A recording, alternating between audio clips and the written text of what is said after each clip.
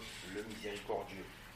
Je commence par l'évocation du nom de Allah, le premier dont l'existence n'a pas de début, celui qui existait avant toute chose et qui n'a pas subi de changement par la création de l'eau, du trône et des autres êtres créés. Ainsi, après avoir créé l'endroit qui a commencé à exister par l'existence de l'eau, il ne s'est pas trouvé dans un endroit. Et après avoir créé le trône, il ne s'est trouvé ni sur le trône, ni au-dessus de celui-ci. Il a le dessus de suprématie et non le dessus spatial. Il a l'élévation d'éminence et non l'élévation spatiale. Et s'est éloigné de l'agrément de Allah, celui qui a rendu notre Seigneur dépendant de sa création. La louange est donc à Allah, qui a dit dans son livre وَمَا قَدَرُ اللَّهَ حَقَّ قَدْرِهِ, interprétation, et ils n'ont pas apprécié Allah à sa juste valeur.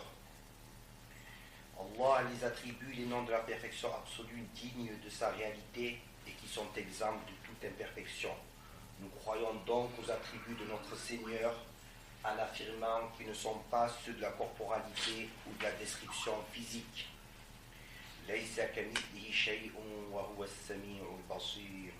Aucun être ne lui ressemble et il est l'entendant et le voyant.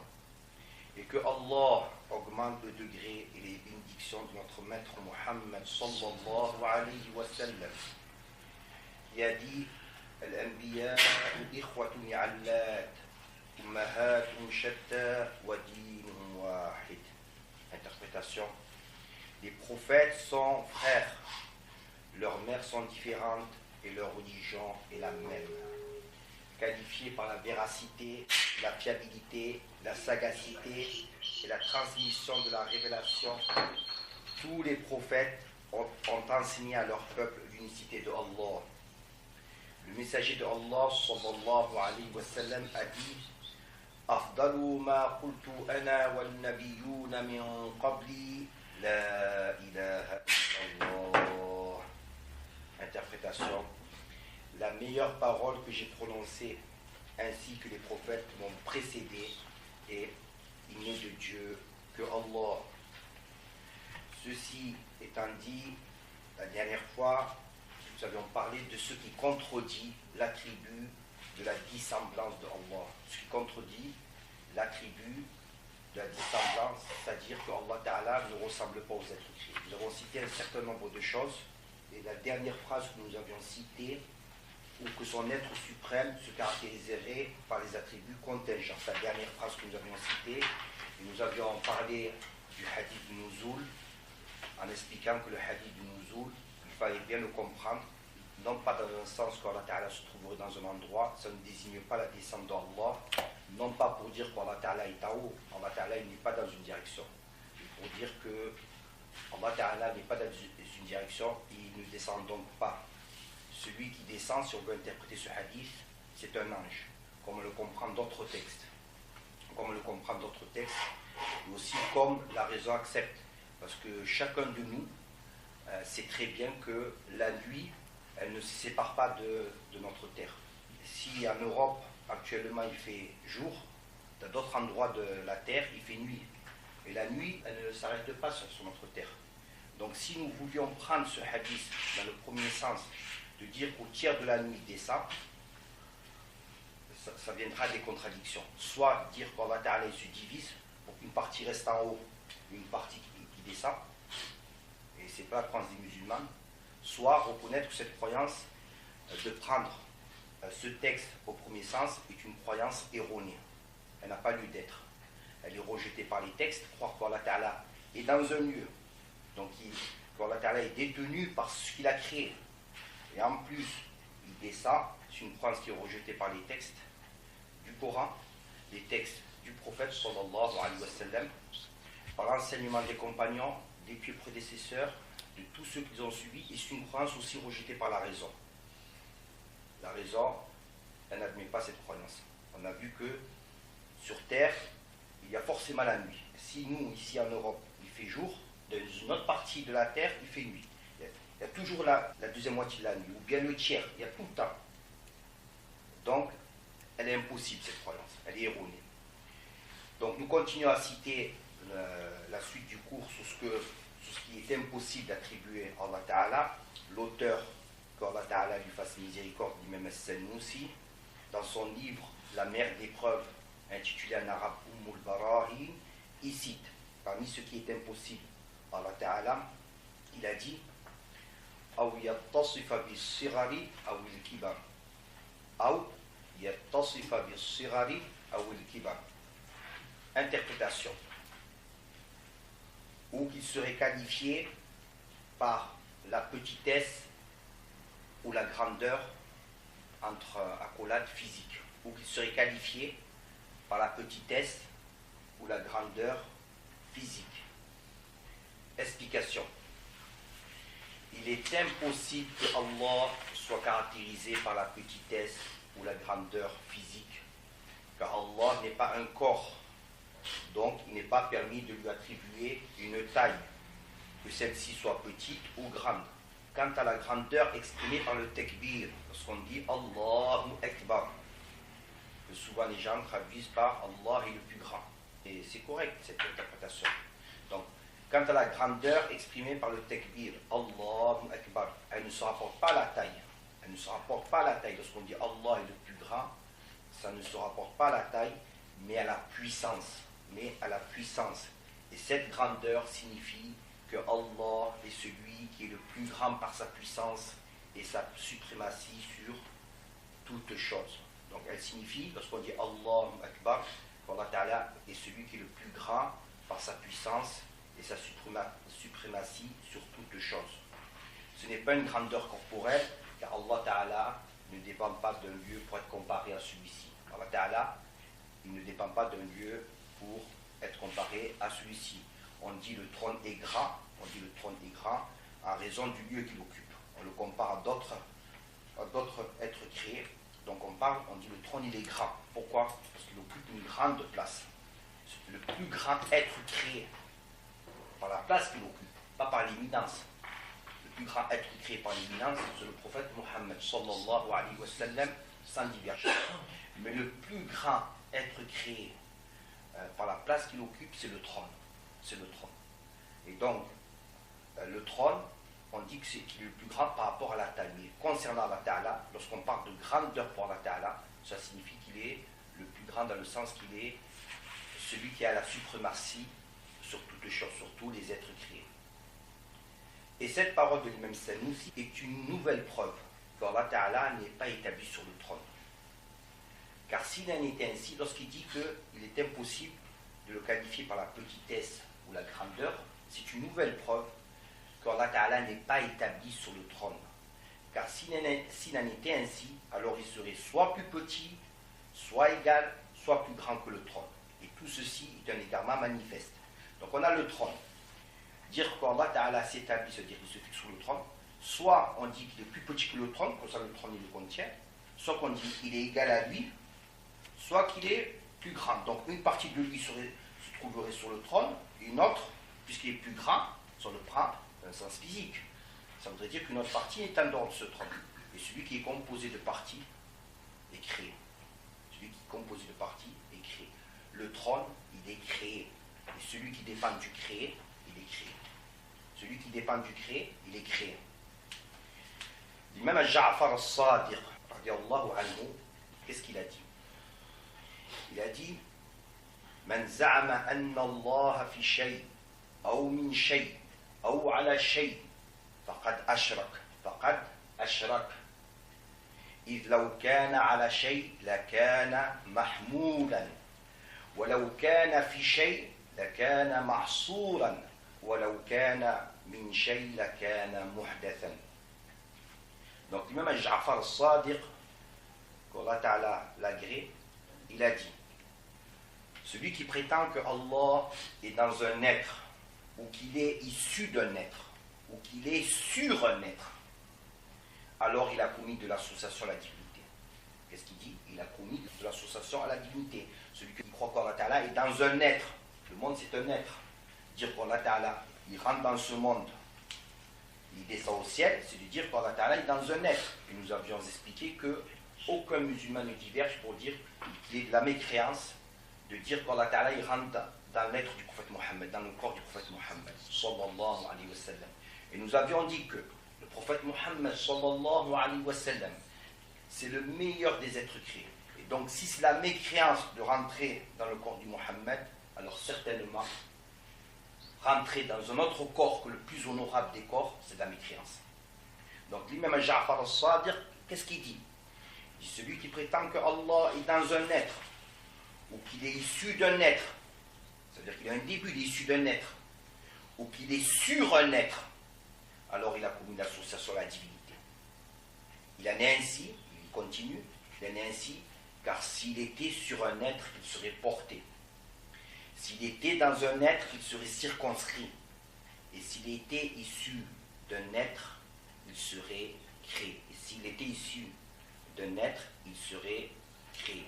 Donc, cette parole de l'imam Ja'far al-Sadiq, elle est rapportée par l'imam al-Baqillani dans son livre Al-Insaf, à la page 40, celui qui veut la consulter. Elle est rapportée aussi par l'imam al-Subki, dans son livre Tabaqat al-Shafi'iyyat al-Kubra, aux pages 42 et 43, et par l'imam Abul Qasim Abdul Karim al-Qushayri, dans son livre Al-Risalat al-Qushayriya. Donc celui qui le souhaite, cette parole est évoquée dans ces livres et dans d'autres livres. Remarque concernant certains textes. Affirmer, par mauvaise compréhension des textes, que Allah serait au-dessus du trône, donc il aurait un dessus physique, que nous disons Allah Ta'ala est au-dessus du trône dans le sens de suprématie, et non pas dans le sens du physique. Donc affirmer par mauvaise compréhension des textes que Allah serait au-dessus du trône, donc il aurait un dessus physique et non pas un dessus de suprématie, est une grave erreur. En effet, selon cette interprétation erronée, Allah serait tout là-haut au-dessus du trône, qui lui-même se trouve au-dessus du piédestal, qui lui-même se trouve au-dessus du paradis, qui lui-même se trouve au-dessus des 7 cieux, et ainsi de suite. Et s'il en était ainsi, cela reviendrait à dire qu'en dessous de Allah, il y a le trône. Si on le prend physiquement, ça revient à dire qu'en dessous d'Allah Ta'ala, il y a le trône. Et qu'en dessous du trône, il y a le piédestal.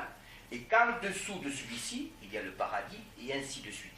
Et cette croyance incohérente est contraire à celle du prophète sallallahu alayhi wa sallam, qui a dit au sujet de Allah, Anta zahiru, falaysa fawqaka shay, wa anta al-batinu, falaysa dunaka shay.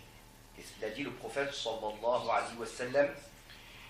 Il a dit, oh Allah, il a dit, tu es celui dont l'existence est manifeste. Al-Zahiru, alors il n'est rien au-dessus de toi.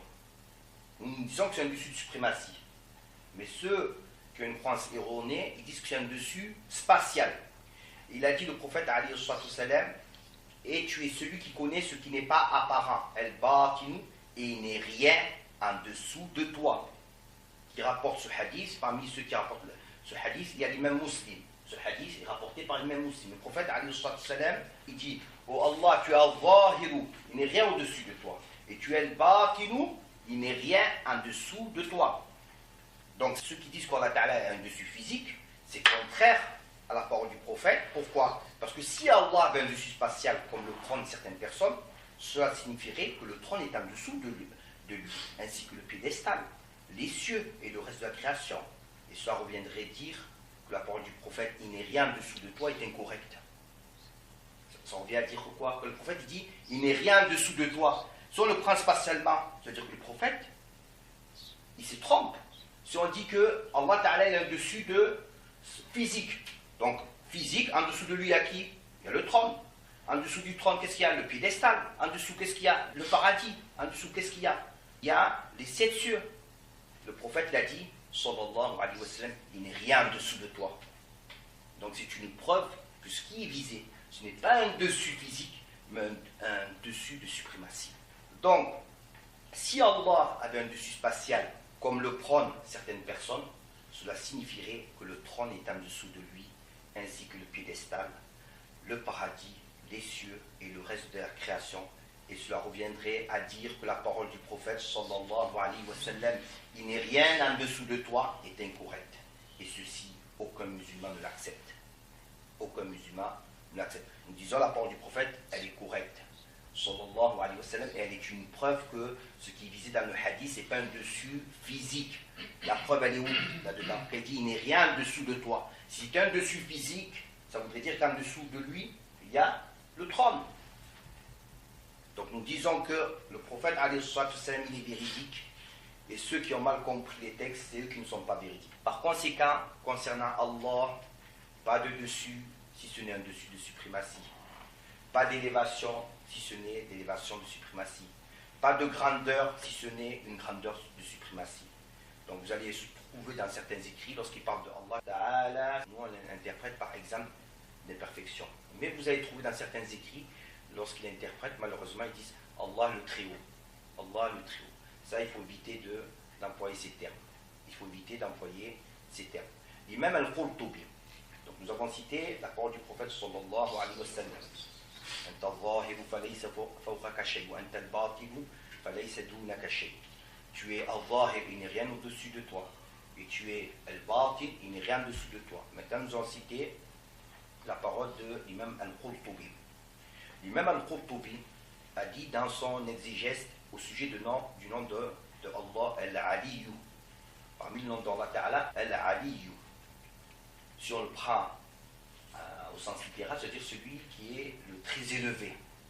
Ça veut dire ça. Mais en réalité, c'est une élévation d'éminence. Mais ceux qui ont une maladie dans le cœur, ils vont vous dire, oui, ça veut dire qu'Allah Ta'ala, il est là-haut. Il se trouve dans un lieu qui est là-haut. Donc, l'imam al-Qurtubi lui donne l'explication. C'est qui l'imam al-Qurtubi? Il n'a pas besoin qu'on fasse une biographie sur lui, il est connu parmi tous les musulmans. Donc, dans son exégèse, dans son tafsir, il dit au sujet du nom de Allah al-Aliyu, il a dit وَالْعَلِيُّ يُرَادُ بِهِ عُلُوِّ الْقَدْرِ وَالْمَنْزِلَةِ لَا عُلُوِّ الْمَكَانِ لِأَنَّ اللَّهَ مُنَزَّهُ عَنِ التَّحَيُّزِ. Qu'est-ce qu'il a dit, l'imam al-Qurtubi?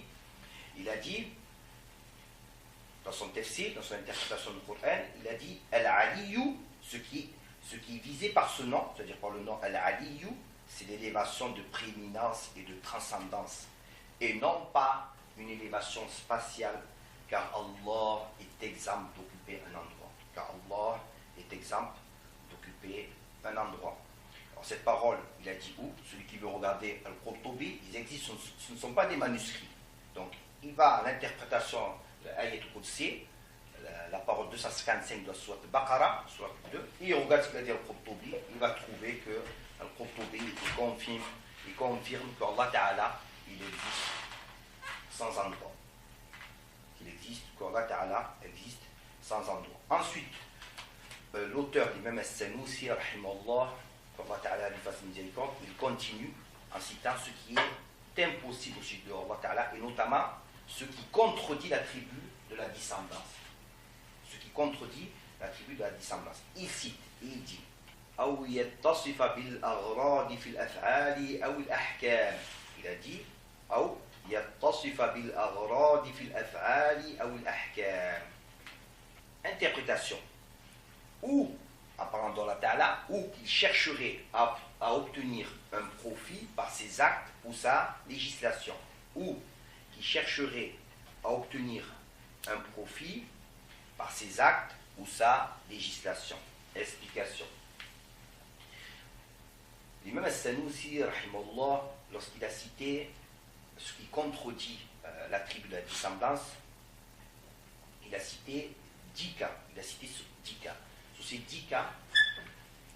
10 cas, certains concernent l'être d'Allah Ta'ala. Il a cité ce qu'il ne faut pas attribuer à Allah Ta'ala. Pourquoi? Parce que cela implique une ressemblance avec l'être d'Allah. Je vais vous le citer ce qu'il a dit. Il a dit la ressemblance aux êtres créés telle qu'être une matière. Donc ça, c'est une ressemblance avec l'être. C'est-à-dire que son être occuperait un emplacement ou qu'il serait une caractéristique qui suit la matière. Donc c'est par rapport à son être, c'est une ressemblance par rapport à son être, ou qu'il serait dans une direction par rapport à la matière aussi, ou que lui-même aurait une direction ou qu'il dépendrait d'un lieu ou du temps. Tout ça, c'est par rapport à son être, ce sont des ressemblances par rapport à l'être d'Allah Ta'ala, ou que son être suprême se caractériserait par les attributs contingents. Là, ça se rapporte à ses attributs. Cette ressemblance se rapporte aux attributs d'Allah Ta'ala. Ou par la petitesse ou la grandeur physique par rapport à son être, ou qu'il chercherait à obtenir un profit par ses actes ou sa législation. Ça, c'est par rapport à ses actes, par rapport aux actes de Allah Ta'ala. Donc, lorsque l'auteur il dit ou qu'il chercherait à obtenir un profit par ses actes ou sa législation, on va expliquer cette parole. Qu'est-ce que le profit? Le profit, il se traduit, c'est quoi le profit? C'est qu'on recherche un avantage. Et c'est ce qui pousse à agir, à accomplir, à effectuer. Par exemple, l'obtention d'un salaire à la fin du mois est ce qui va pousser une personne à travailler. Elle va donc travailler pour obtenir ce profit et le salaire. D'ailleurs, les ulama, ils disent, pour citer des exemples, ils disent quelqu'un qui cherche de l'eau, il va creuser. Pourquoi? C'est quoi son but? C'est de trouver de l'eau. C'est ça, il y a une recherche d'un profit. Allah, lui, n'a nul besoin. Il ne recherche donc pas un profit par ses actes, tels que la création des humains ou des djinns. Allah Ta'ala, en créant les humains ou les djinns, ou les anges, il ne les a pas créés parce qu'ils recherchaient un profit, un avantage. Quant à sa parole, quant à la parole d'Allah Ta'ala, وَمَا خَلَقْتُ الْجِنَّ وَالْإِنسَ إِلَّا لِيَعْبُدُونَ. Interprétation, je n'ai créé les djinns et les humains que pour leur ordonner de m'adorer. Moi, je l'interprète pour leur ordonner de m'adorer. C'est la parole 56 de la sourate 51. Donc, quant à cette parole, cela désigne, Allah Ta'ala a créé les humains et les djinns pour leur ordonner de l'adorer. Pour leur ordonner de l'adorer, et non pas parce que Allah obtiendrait un profit par leur création. Allah Ta'ala n'a pas créé les humains et les djinns pour tirer un profit, il adore. Celui qui adore Allah Ta'ala, c'est pour lui-même. Et celui qui se détourne de l'adoration de Allah Ta'ala, c'est contre lui-même. Allah Ta'ala, il ne tire pas profit. Et il en est de même de sa législation. Donc on a dit Allah Ta'ala ne tire profit ni de ses actes, parmi ses actes, la création des humains et des djinns, ni de sa législation. Sa législation comme les interdictions, ordonner les devoirs. Allah Ta'ala ne tire pas un profit. Lorsqu'une personne fait 5 prières par jour, Allah Ta'ala n'obtient pas un profit.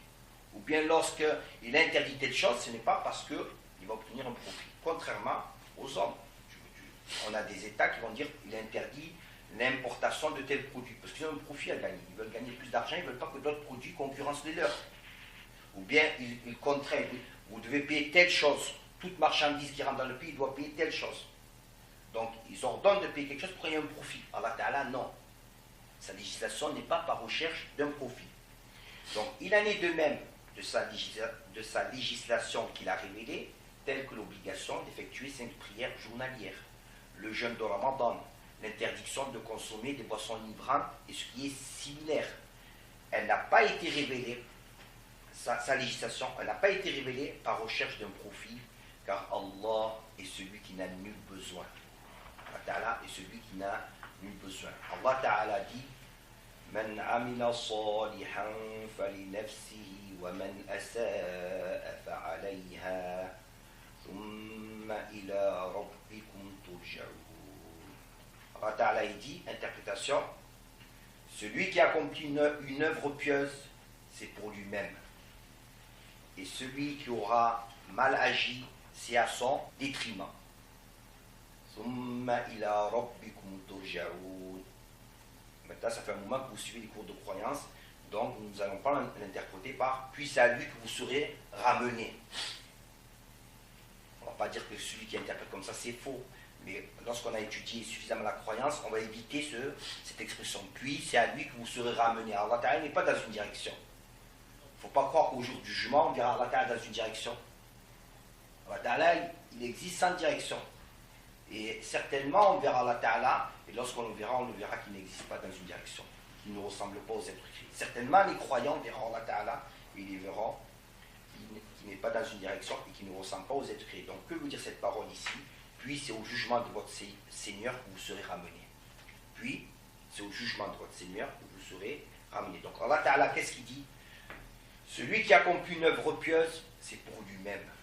Et celui qui aura mal agi, c'est à son détriment. Puis, c'est au jugement de votre Seigneur que vous serez ramenés. Et dans le hadith Qudsi, le messager de Allah sallallahu alayhi wa sallam rapporte qu'Allah Ta'ala a dit, vous l'avez étudié dans les 40 hadiths de l'imam Al-Nawawi, vous l'avez étudié dans les 40 hadiths de l'imam Al-Nawawi, Allah Ta'ala lui fasse miséricorde. Donc qu'est-ce qu'il a dit le prophète sallallahu alayhi wa sallam? Il a dit قال تعالى يا عبادي لو أن أولكم وآخركم وإنسكم وجنكم كانوا على أتقى قلب رجل واحد منكم ما زاد ذلك في ملكي شيئا. Interprétation. Le messager de Allah sallallahu alayhi wa sallam rapporte que Allah a dit, c'est un hadith Qudsi, c'est un hadith où le prophète dit sallallahu alayhi wa sallam, Allah Ta'ala dit. Donc, le messager de Allah sallallahu alayhi wa sallam rapporte que Allah dit: ô mes êtres créés, si du premier au dernier d'entre vous, humains et djinns, aviez le cœur aussi pieux que le meilleur d'entre vous, cela n'ajouterait rien à ma royauté. Donc ça signifie quoi? Si tous les humains et les djinns avaient le cœur du prophète Mohammed sallallahu alayhi wa sallam, d'accomplissement des adorations, dans la droiture, qui est le plus pieux de tous? Qui est le plus pieux de tous? Le prophète Mohammed sallallahu alayhi wa sallam. Ben, si nous étions tous comme lui, Allah Ta'ala avait prédestiné que nous soyons tous comme lui, avec son cœur, sa droiture, eh ben, ça ne lui augmenterait rien à sa royauté. Pourquoi? Parce qu'Allah Ta'ala, il ne tire pas un profit de nos adorations. Et nos désobéissances, qu'Allah Ta'ala nous fasse miséricorde, ça ne lui diminuerait rien de sa royauté. Donc, c'est une preuve qu'Allah Ta'ala, que ce soit dans ses actes, dans ce qu'il a créé, ou dans sa législation, ce qu'il a ordonné, ce qu'il a interdit, tout cela, ce n'est pas par recherche d'un profit. Tout cela, ce n'est pas par recherche d'un profit. Ensuite, l'auteur, qu'Allah Ta'ala lui fasse miséricorde, dit: وكذا يستحيل عليه تعالى ألا يكون قائما بنفسه بأن يكون صفة يقوم بمحل أو يحتاج إلى مخصص. Qu'est-ce qu'il a dit? وكذا يستحيل عليه تعالى ألا يكون قائما بنفسه بأن يكون صفة يقوم بمحل أو يحتاج إلى مخصص. Interprétation. De même, il est impossible, lui qui est exempt d'imperfection, qu'il ne se suffise pas par lui-même, comme s'il était un attribut dont l'existence dépend d'un sujet, ou qu'il ait besoin d'un être qui le spécifierait. Donc, interprétation, de même, il est impossible, lui qui est exempt d'imperfection, qu'il ne se suffise pas par lui-même, comme s'il était un attribut dont l'existence dépend d'un sujet, ou qu'il ait besoin d'un être qui le spécifierait. Explication. L'auteur, elle explique qu'il est impossible qu'Allah Ta'ala ne se suffit pas, qu'il est impossible qu'Allah Ta'ala ne se suffit pas par lui-même, qu'il est donc un besoin. Nous avons vu précédemment qu'Allah se suffit à lui-même, et donc il est impossible qu'il soit un attribut. L'auteur l'a dit, c'est impossible qu'il soit un attribut ou qu'il ait besoin d'un être qui le spécifierait. Il est impossible qu'il soit un attribut, car un attribut a besoin d'un sujet pour exister. C'est impossible qu'Allah Ta'ala il soit un attribut. On ne dit pas Allah Ta'ala c'est la vie. On dit il a l'attribut de la vie. C'est impossible qu'Allah Ta'ala c'est un attribut. Pourquoi? Un attribut, il a besoin d'un sujet pour exister. En effet, un attribut existe par la présence d'un sujet. Et sans un sujet, il ne peut exister. Un attribut sans un sujet ne peut pas exister. Exemple, une plante verte et odorante. On a une plante verte et odorante.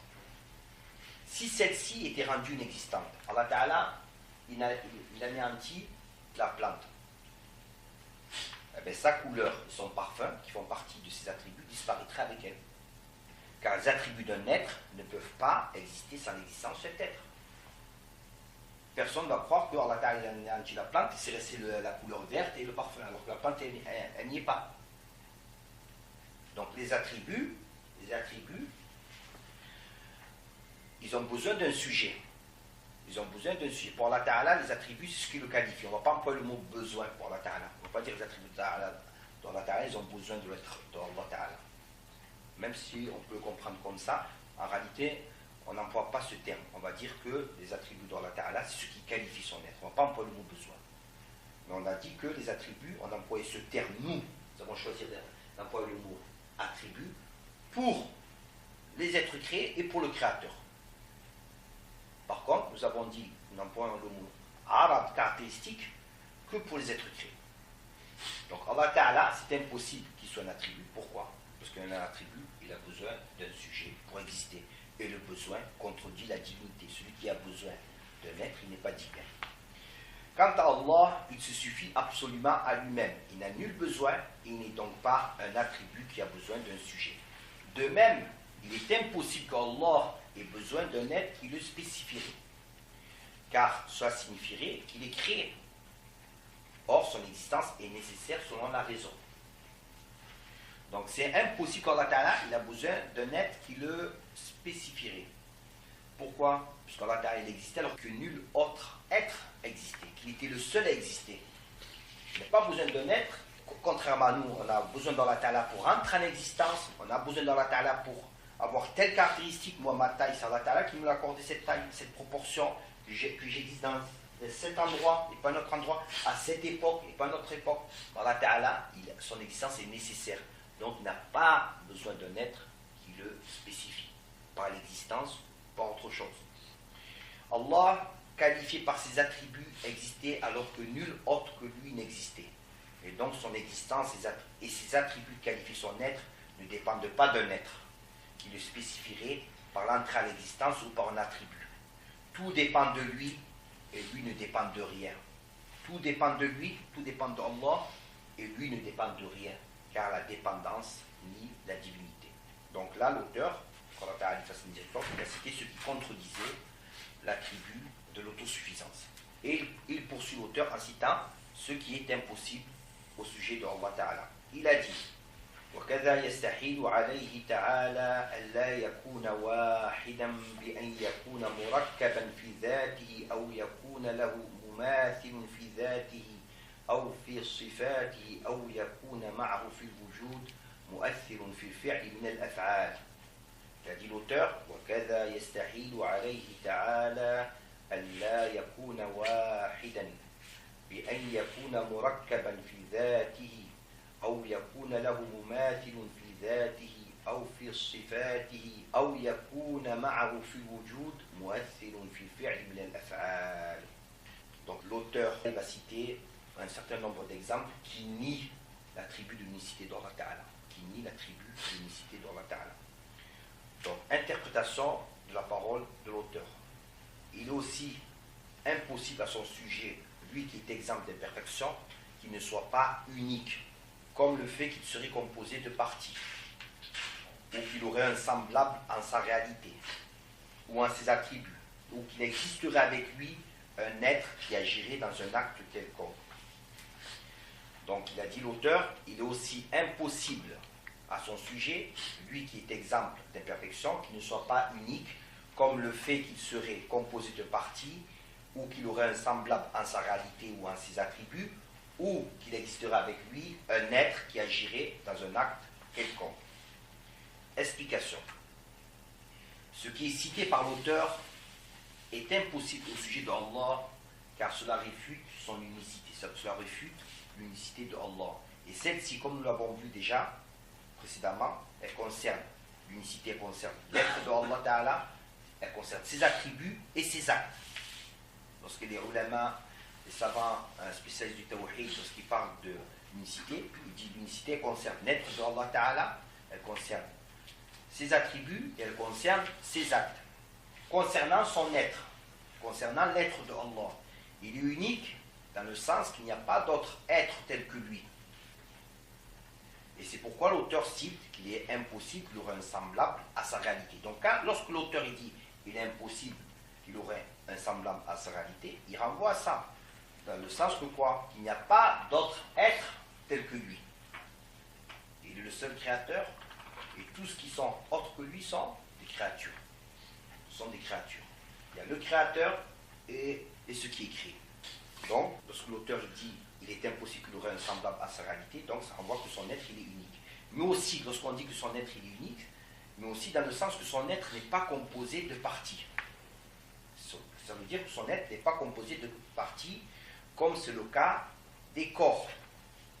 Comme c'est le cas des corps. Par exemple, moi, vous voyez, je suis un, je suis composé de parties. J'ai des bras, des membres. Bien que je sois un, j'admets la partition de décomposition. Allah Ta'ala, ce n'est pas dans ce sens. Il est un dans le sens qu'il n'est pas un corps. Quelqu'un pourrait me dire, oui, mais si on prend une pierre toute ronde, sans membre et tout, la pierre toute ronde, elle a une partie supérieure, une partie inférieure, une partie droite, une partie gauche. Bien qu'elle ait un, il y a une pierre, on a une pierre ronde, mais ce qui est visé par l'unicité d'Allah Ta'ala, ce n'est pas ça, ce n'est pas le fait d'être un, c'est le fait qu'il n'est pas divisible. Pourquoi? Parce qu'il n'est pas un corps. Parce qu'il n'est pas un corps, ce qui est visé. Donc, lorsqu'on dit que son être est unique, c'est aussi dans le sens que son être n'est pas composé de parties, comme c'est le cas des corps. Ainsi, l'auteur, en réfutant le fait qu'Allah serait composé de parties, fait référence à l'unité de l'être, c'est-à-dire que Allah n'est pas un corps qui admet la composition et la divisibilité en parties. Quant à sa parole, l'auteur, qu'est-ce qu'il a dit? Il a dit ou qu'il aurait un semblable en sa réalité ou en ses attributs. Lorsqu'il dit ou en ses attributs, sa parole, cette parole, elle affirme l'unicité de ses attributs. Elle affirme qu'Allah Ta'ala est unique par ses attributs. Et cela comprend deux choses. Lorsqu'on dit que l'unicité de ses attributs, ça comprend deux choses. La première, c'est que ses attributs ne sont pas semblables à ceux des êtres créés. Ainsi, il est qualifié par la puissance, mais sa puissance n'est pas semblable à la puissance des êtres créés. Il est qualifié par Al-Yad, Al-Ayn, Al-Wajh, mais ses attributs, comme tous ces attributs, ne ressemblent pas à ceux des êtres créés. Donc, lorsqu'on parle de l'unicité par rapport aux attributs, ça désigne ce que nous venons de citer, que ces attributs ne sont pas semblables aux attributs des êtres créés, mais ça désigne, la seconde chose, c'est que Allah n'a pas deux ou plusieurs attributs du même attribut. C'est aussi ça l'unicité. Lorsqu'on parle d'unicité en ce qui concerne les attributs, cela désigne que Allah n'a pas deux ou plusieurs attributs du même attribut, mais il a une puissance par laquelle il crée toutes choses, une volonté, et non pas deux ou trois volontés. Il a une volonté par laquelle il crée toutes choses. Il en est de même pour ses autres attributs se rapportant à son être. Et pour finir, l'auteur, il aborde l'unicité d'Allah Ta'ala par ses actes, par sa parole, lorsqu'il dit ou qu'il existerait avec lui un être qui agirait dans un acte quelconque. Donc, l'auteur, il a parlé de l'unicité de l'être, ça implique deux choses, nous les avons vues. Il a parlé de l'unicité concernant ses attributs, ça implique deux choses, nous avons citées. Et là, il parle de l'unicité par rapport à ses actes. Donc, l'auteur apporte l'unicité de Allah par ses actes, par sa parole, ou qu'il existerait avec lui un être qui agirait dans un acte quelconque. Ainsi, Allah est l'unique créateur et nul autre que lui ne crée. Allah Ta'ala, c'est le seul créateur. Et les êtres créés, ils ne créent pas. L'homme n'est donc pas créateur de ses actes. L'homme n'est pas créateur de ses actes, que ceux-ci soient volontaires ou non. Qu'il s'agisse des actes volontaires de l'homme ou les actes involontaires de l'homme, l'homme ne crée pas ses actes. C'est qui les crée? C'est Allah Ta'ala. Je bouge ma main là, mon bras, je peux le bouger. Ce n'est pas moi qui a créé cet acte. Moi je l'ai choisi. Allah Ta'ala, il connaît mon choix. Il sait de toute éternité, alors qu'il n'existait que lui, qu'aujourd'hui, à tel moment, à telle seconde, j'allais choisir moi la décision de bouger mon bras. Il me le crée au moment où Allah Ta'ala sait que cet acte va se réaliser. Mais moi je ne crée pas. Combien de personnes, ils ont des bras et des pieds, ils sont handicapés. Ils ne peuvent pas bouger leurs pieds. Ils ont les deux mains. Ils sont bien formés leurs membres. Ils ne peuvent pas bouger. Pourquoi? Parce que nous ne créons pas nos actes. Nous les choisissons et nous serons tenus responsables pour les actes que nous avons choisis, les actes volontaires que nous avons choisis. Donc, l'homme, il ne crée pas ses actes. Que ce soit les actes volontaires ou involontaires, l'homme, il ne crée pas. Il n'y a que Allah Ta'ala qui est l'unique créateur. Les actes involontaires de l'homme sont ceux qui adviennent sans qu'il ait choisi de les effectuer. comme les battements du cœur. On choisit le battement du cœur, c'est involontaire. Le hoquet, on a le hoquet, c'est involontaire. Les tremblements du corps, lorsqu'on a froid, on tremble, c'est involontaire. Et ce qui est similaire. Ces actes surviennent indépendamment de la volonté humaine, et le fait que l'homme les subisse est une preuve qu'il n'est pas le créateur, on les subit ces actes. Il en est de même des actes volontaires que l'homme choisit d'effectuer de son plein gré. C'est Allah qui en est le créateur. Allah, qui connaît toutes choses, sait de toute éternité que tel homme, devant le choix d'accomplir ou non telle chose, allait choisir par exemple de l'accomplir. Alors Allah lui crée la capacité de l'effectuer à l'instant même où cet homme l'accomplit. Donc c'est Allah Ta'ala qui est le créateur de toutes choses. Pour comprendre ce sujet, pour qu'on le comprenne, imaginons qu'une personne dispose de 3 chemins pour se rendre à un même endroit. Il y a 3 chemins. Un à gauche, un au centre et un à droite. Les 3 chemins mènent à la même direction, au lieu où il veut se rendre. Il y a un chemin qui se trouve à gauche, un au centre et un à droite. Allah, de toute éternité, alors qu'il était le seul existant, savait que cette personne allait exister. Il savait aussi de toute éternité qu'elle allait se trouver à un moment de sa vie devant ces 3 chemins. Et qu'elle allait choisir d'emprunter le chemin de droite. La personne n'existait même pas. Alors, il savait que cette personne, elle existait, qu'il allait se trouver devant 3 chemins, et qu'il allait choisir le chemin de droite. Alors que l'homme, il ne le savait pas, il n'existait pas. Et même quand il est né, il a grandi, il ne savait pas qu'un jour, il allait se trouver devant ces 3 chemins. Ainsi, donc Allah Ta'ala, il savait cela, il savait de toute éternité qu'il allait choisir d'emprunter le chemin de droite. Ainsi, au moment même où la personne décide et entreprend d'emprunter le chemin de droite, Allah lui crée la capacité d'emprunter le chemin de droite. Et la personne, mukallaf, est responsable des actes qu'elle a choisi d'accomplir de plein gré. Car Allah a voulu que son état de responsabilité soit engagé lorsque celle-ci commet un acte volontaire. Et par rapport aux actes volontaires, on aura des comptes à rendre. Elle est responsable des actes, la personne est responsable des actes volontaires qu'elle accomplit. Elle aura des comptes à rendre qui? La personne mukallaf.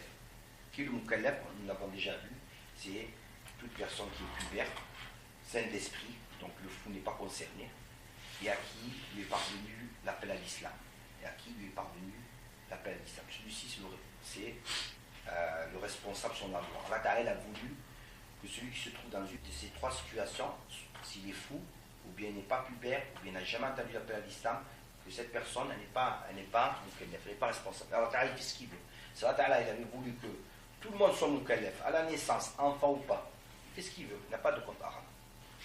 Donc Allah est donc le créateur de tout ce qui entre en existence, et cela signifie que les causes ne créent pas les effets. Les causes ne créent pas les effets. Mais c'est Allah qui a voulu que telle cause soit habituellement accompagnée de tel effet. On a dit qu'Allah Ta'ala c'est l'unique créateur. Les causes ne créent pas, elles ont des effets. C'est Allah Ta'ala qui crée ces effets habituellement. Et il change ce qu'il veut, Allah Ta'ala. Par exemple, le feu. Le feu a pour effet habituellement de brûler. Le feu, habituellement, il a pour effet de brûler. Mais il arrive que celui-ci ne provoque aucune brûlure. Comme il en fut le cas avec le prophète Ibrahim, alayhi salam. Jeté dans les flammes, le feu, par la volonté de Allah, eut un effet de fraîcheur et de salut sur lui. Et cet exemple est une preuve que ni le feu, ni une autre cause ne crée les effets. Donc nous, on ne dit pas que le feu crée la brûlure. C'est Allah Ta'ala qui crée le feu, qui crée la brûlure, s'il le veut. L'exemple que nous avons cité, c'est quoi? C'est le prophète Ibrahim, alayhi salam. Il était jeté dans un feu. C'est pas seulement qu'il n'a rien senti, c'est qu'il était fraîcheur. Imaginez, on vous jette dans un feu, vous sentez la climatisation, la fraîcheur. Ce qui était fraîcheur et salut pour lui. Source de bénédiction, ce feu-là était pour lui. Donc, Allah est l'unique créateur. Et aucun être ne crée que cela soit de manière indépendante ou en association. Donc, il n'y a pas un autre créateur qu'Allah Ta'ala. Et Allah Ta'ala, il ne crée pas en association. Parce que ceux qui se mettent en association, ceux qui sont faibles, ils ont besoin de personnes qui viennent les aider. Par exemple, nous, on a ouvert une association, on ne peut pas le faire seul. On a besoin de personnes, de faire un groupement pour être fort. Allah Ta'ala, il n'a nul besoin, il est tout-puissant. Donc, il n'y a personne qui crée avec lui, et il ne crée pas lui-même en association avec un autre être.